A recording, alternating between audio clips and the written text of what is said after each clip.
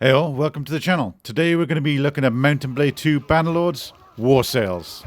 Now I'm only going to take a quick look at this one. I already did a review of Bannerlords earlier in the year. So I just want to have a look at the new feature that they've added to the game basically. The War Sales DLC and the patch that comes with it adds a hell of a lot to this game. And I have been looking forward to this for some time. So you get naval battles, you get a larger world, you got fleet management and you can upgrade your ships and so on. If you like the custom battle side of things, you could do custom naval battles. You get a ton of new skills, new items, new troop types, a new race, the Nords, and also a new storyline to go along with it as well. So let's take a quick look and see what War Sales is all about. We'll start off with a ship battle. I think this is what everyone's been looking forward to. You can start the battles the same way as you used to start the land battles. You know, you'll have different ships where you can assign different commanders and so on.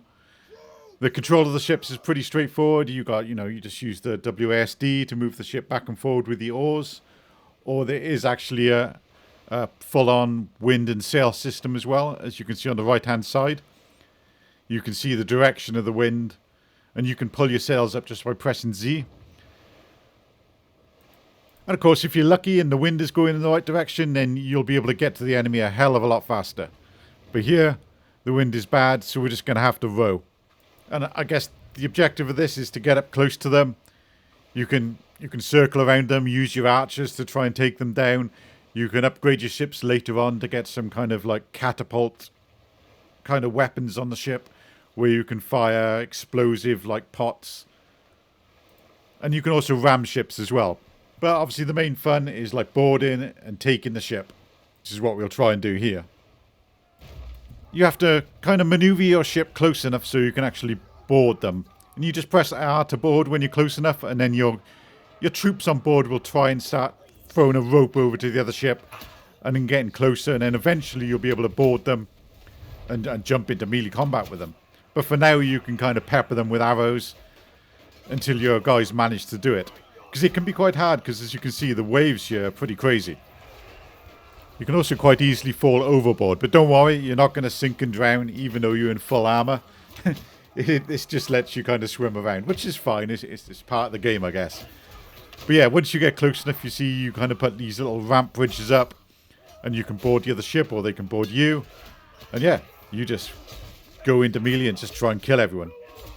I do eventually die here as well, but one of the new features of the battle mode, it's just part of the patch, not part of the DLC, is that when you do die, you can actually jump into one of your other guys, take control of them for a while.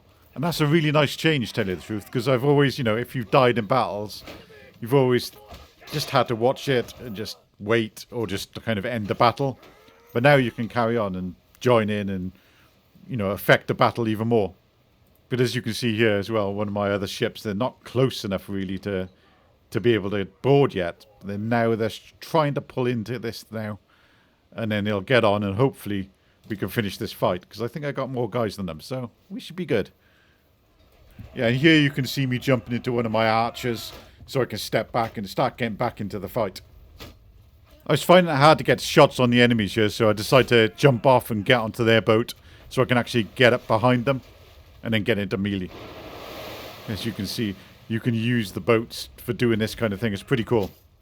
I guess in the really big fights it's kind of useful, but I don't think you can order your troops to do it, so it's kind of just you. So if you want to go like solo into their back ranks, you can, but of course it's if you're not great, you're going to die pretty fast.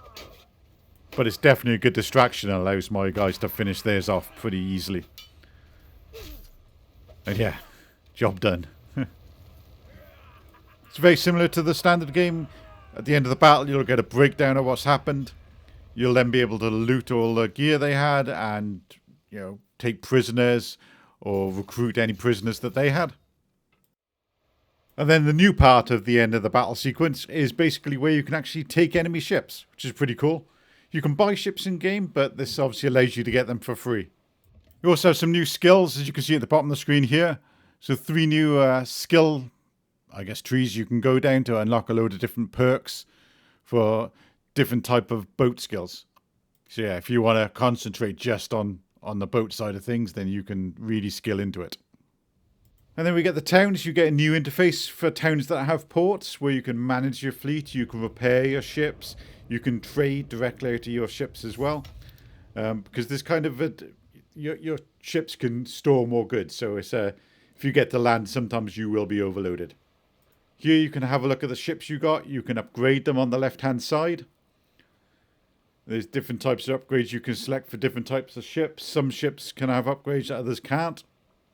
So some of these starter ships like I got now can only do like very basic upgrades. But then the later ships you get can do a lot more. You got the stats on the right-hand side of the ship. You got the name of the ship, which I can believe you can rename by there as well. And you can also sell your ships. And also buy ships here. Now, some ports will have more ships for sale than others.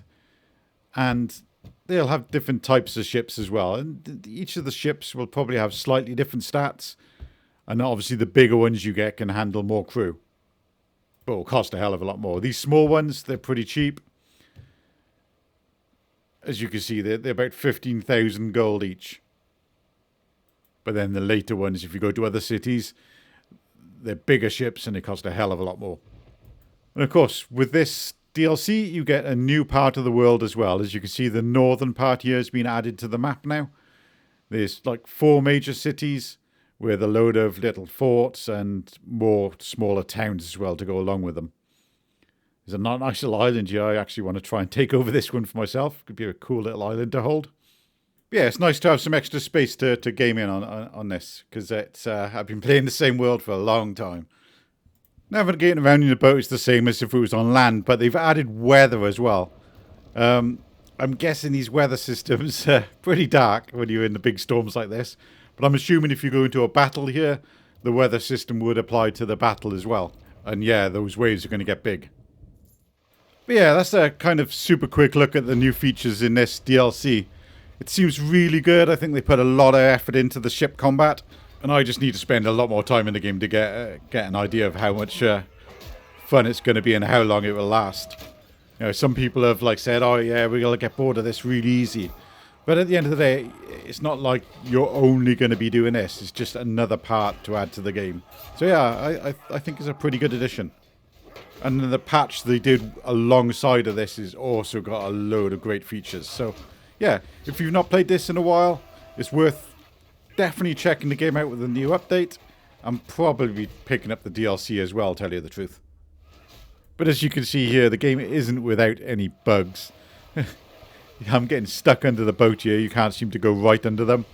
And yeah, I don't seem to drown either. So I don't know if you can, drown from loss of oxygen or anything like that. I'm guessing they never bothered. But thanks a lot, everyone. If you enjoyed this video, please leave a like and subscribe. Helps with the YouTube side of things. And if you want to see more, I usually release videos once a week. And yeah, I'll see you all in the next one.